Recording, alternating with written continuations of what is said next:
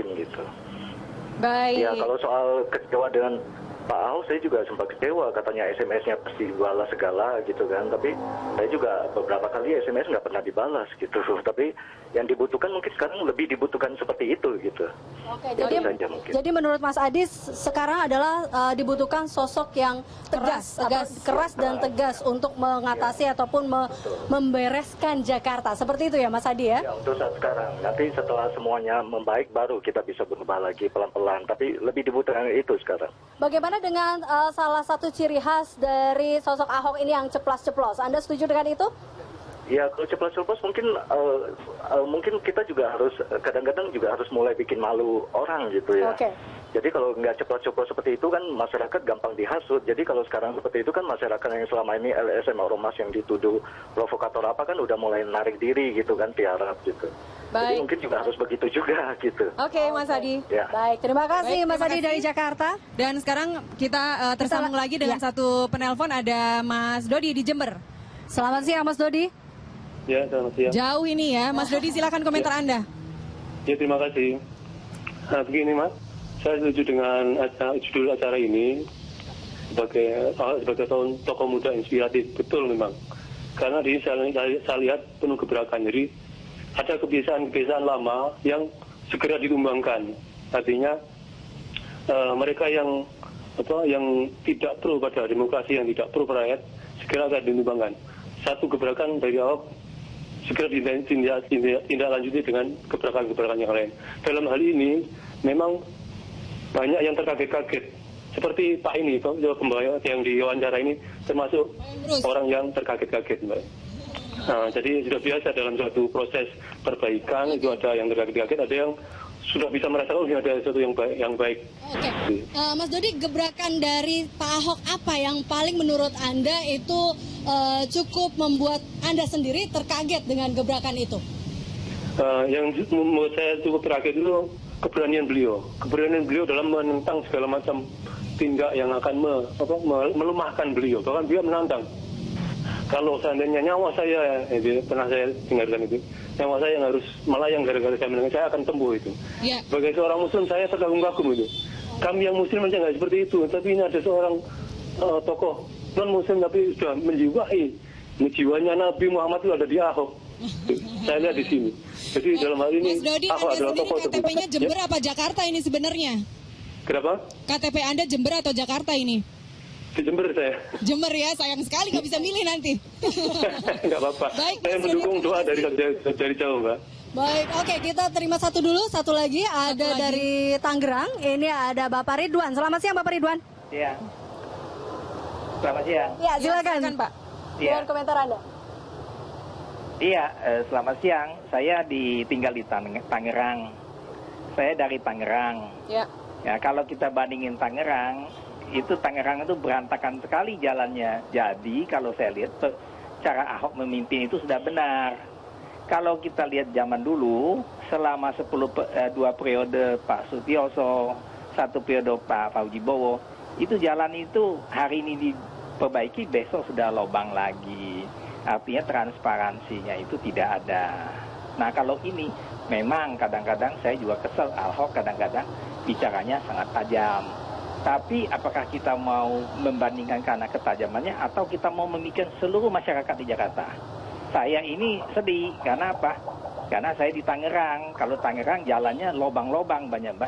Nah kalau kita lihat begini, contoh Gubernur Riau, 3 periode Gubernur Riau, semua gubernurnya masuk penjara. Nah kita pilih yang gubernur itu atau kita pilih gubernur yang kalau bicara ceplas-ceplos ke rakyat, yang sebagian merasa mungkin sakit hati, tapi itu ada perbaikan ke depan. Mungkin bangsa Indonesia saat ini harus terapi kayak itu dulu.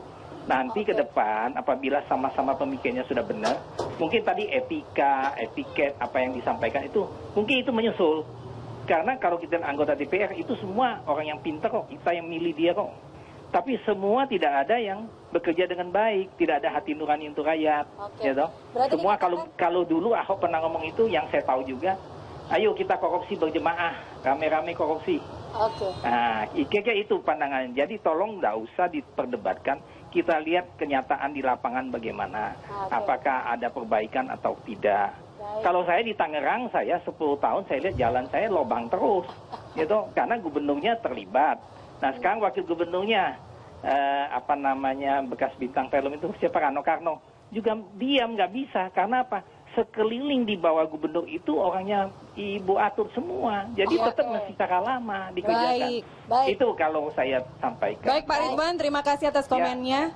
Ya, baik. Jadi ini sekali menelpon untuk memberikan komentar tentang DKI, Iya. tapi sampai ke kota atau kabupaten Tangerang. Tadi ada Jember tempat dan Pak juga Ridwan Tangerang ya. Tapi kalau kita lihat hampir semua atau dari suara rakyat ini, baik dari Mas Adi, Mas Dodi sampai dengan Pak Ridwan tadi pun mengatakan bahwa mereka positif terhadap apa yang telah dilakukan oleh Pak Ahok. Ini dilihat dari leadership rule-nya. Kalau kita lihat straight to the point. Itu yang dikatakan, mungkin yang dibilang mungkin pecat ya, kalau memang tidak bagus kenapa harus disimpan, kenapa harus ada di birokrasi. Kita tahu bukan pada saat awal Pak Ahok juga datang ataupun memimpin DKI Jakarta, kita kenal dengan birokrasi yang efektif dan juga efisien hingga akhirnya dia melakukan beberapa perbaikan. Nah, Pak Emrus, Anda mengatakan seperti apa nih Pak Emrus? Saya setuju semua, tetapi jangan dilupakan pendekatan humanis. Pendekatan Gitu ya. humanis, oke. Sekalipun tujuan kita baik, tapi cara menyampaikan saya melihat dari aspek komunikasi. Jadi misalnya gini, saya memimpin suatu kelompok sosial, ambil contoh kecil adalah rumah tangga, gitu ya. Saya penuhi semua kebutuhan mereka, tetapi omongan saya itu, saya marah-marahin, saya pecat, saya apa gitu ya, keluar yang tidak baik dari mulut saya. Apa yang terjadi terhadap anak saya? Gitu ya. Jadi maksud saya harus semua dipenuhi. Etika tidak bisa lepas dari interaksi antar manusia. Ataupun kalau disebut itu etiket, iya. Sopan santun, iya. Tidak terbayang oleh saya ketika kita berkomunikasi. Komunikasi itu jangan dilihat sebagai pesan antara komunikan dengan komunikator. Tetapi komunikasi dilihat dari lambang nonverbal. Artinya apa? Bahwa perilaku kita terkonstruksi melalui komunikasi. Kenapa Amerika liberal? Karena terkonstruksi melalui komunikasi. Kenapa negara kita misalnya korupsi terus? Karena lambang komunikasi menunjukkan orang koruptor di penjara, tempat tidurnya bintang 5. Jadi orang kan memaknai. Jadi komunikasi akan menimbulkan makna akan mendorong drive akan membentuk culture, budaya. Jadi jangan dilihat komunikasi dari aspek yang kecil.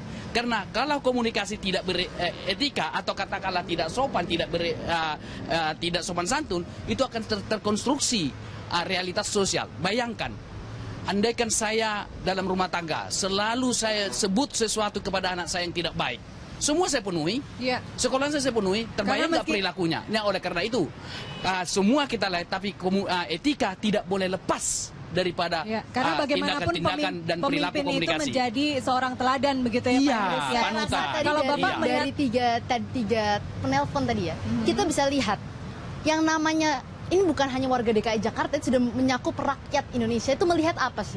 Mereka cari pemimpin tuh hanya 3. Mereka cari pemimpin, saya tidak peduli Anda ceplos-ceplos, Anda mau marah-marah, kita cuma mau satu, kami sejahtera. Kami hanya mau sejahtera. Dan keberanian itu yang dipegang oleh rakyat Indonesia. Mereka senang. Sejak baru sekali ini nih kami memiliki pemimpin yang mau pasang badan, mau berjuang melawan korupsi untuk kami. Tapi kalau ceplas-ceplosnya seperti itu diteruskan dengan bahasa-bahasa yang kadang kurang tepat, nggak takut tuh. Sekarang kan ada LSM-LSM yang sudah mulai mundur dukungannya seperti yang disebutkan oleh Mas Dodi tadi. Ya begini ya, Ahok memang dalam komunikasinya seperti itu. Tapi kalau mau dilihat, apakah Ahok itu kasar? Oke, dia kasar terhadap, memang mungkin dia orangnya emosional. Tapi kalau mau dia kasar, kita bisa lihat perilakunya dia terhadap orang kecil kok. Kalau bertemu dengan Ahok, dia sangat santun, sangat baik, sangat merendah, dan tidak pernah menempatkan dirinya saya gubernur, Anda warga saya, dan Anda saya perintah. Tidak pernah. Tapi emosional ya? Keemosionalan Ahok itu menjadi begini, emosional Ahok itu bukan sesuatu yang parah, bukan sesuatu yang jelek. Karena begini, rakyat itu cuma mikir dua, ngapain saya memilih pemimpin yang santun, yang bisa bicara santun di depan publik, tetapi kenyataannya nyolong uang rakyat. Baik, ini boleh, emosi yang baik maksudnya. Kita akan lanjut lagi. Terus ini nampaknya makin panas nih ya. Tapi yang penting nggak emosional. Nah, kita juga mereda dulu supaya tidak ada emosional di sini. Kita sambil diminum tehnya. Baik, kita akan kembali pemirsa masih di Lunch Talk. Tetaplah bersama kami.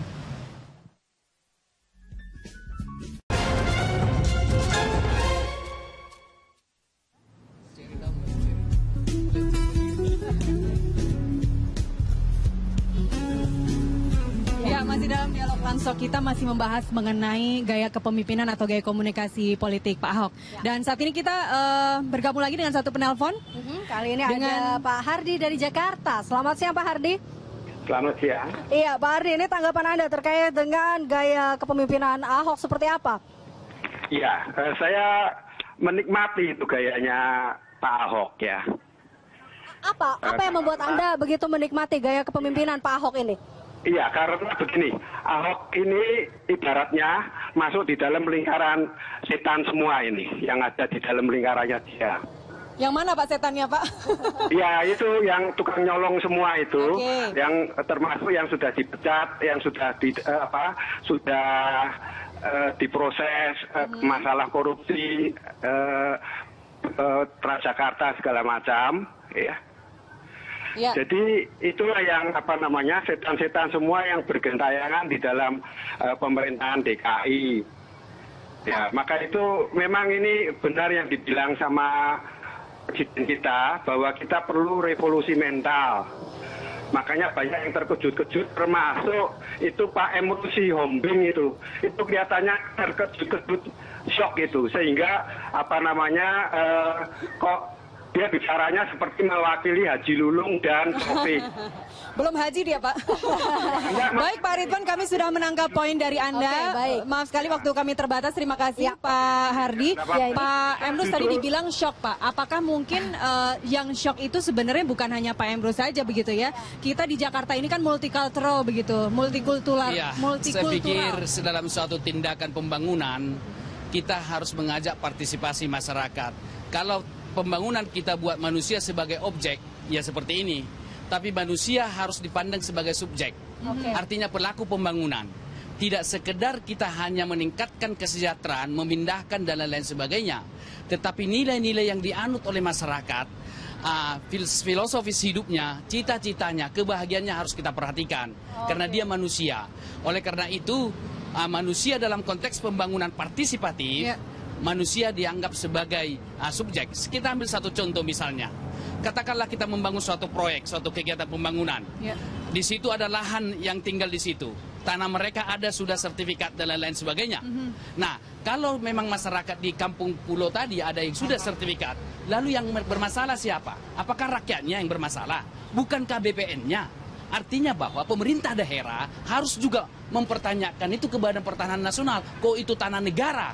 Kok ada sertifikat? Berarti itu PR bersama. Jadi, ya Pak ya? Artinya tidak sekedar manusia itu yang ada di sana sebagai objek. Tapi harus dilihat secara holistik dari berbagai aspek. Terakhir ke Samara, apalagi aksi yang akan dilakukan dalam rangka mengumpulkan KTP dan aksi-aksi sosial lainnya?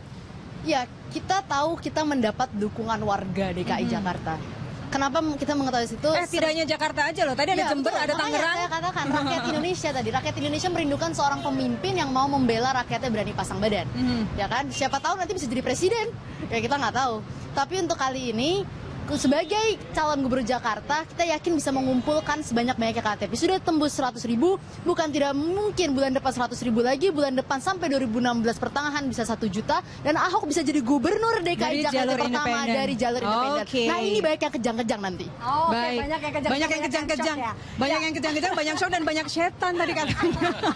Tapi baik, kita lihat memang tidak hanya mungkin kita lihat dari beberapa penelpon mengharapkan kalau dikumpulkan ya adalah mereka membutuhkan satu sosok yang tegas, berani dan juga jujur. Tetapi kita juga tetap mengharapkan satu sosok yang tetap berkomunikasi dengan baik dan juga etika sesuai dengan. Satu lagi yang ada di Pak Ahok, religius loh Pak, ternyata beliau Pak. Kita akan pribadinya lah. Tentunya kita berharap yang terbaik dan warga Jakarta juga berharap memiliki pemimpin yang baik untuk mengatasi masalah-masalah yang masih ada di Jakarta. Eliza, warga Jakarta udah ngumpulin KTP-nya belum? Saya bukan warga Jakarta, kau tuh. Saya juga. Baik, kalau gitu kita sampai di sini perjumpaan kita. Terima kasih kepada Pak Emrus dan juga Samara telah hadir bersama kami dalam Lunch Talk. Dan pemirsa, saya Eliza Hasan. Mewakili rekan-rekan yang bekerja dan bertugas saat ini, saya Nasiti Lestari. Terima kasih, selamat berakhir pekan. Sampai jumpa. Sampai jumpa.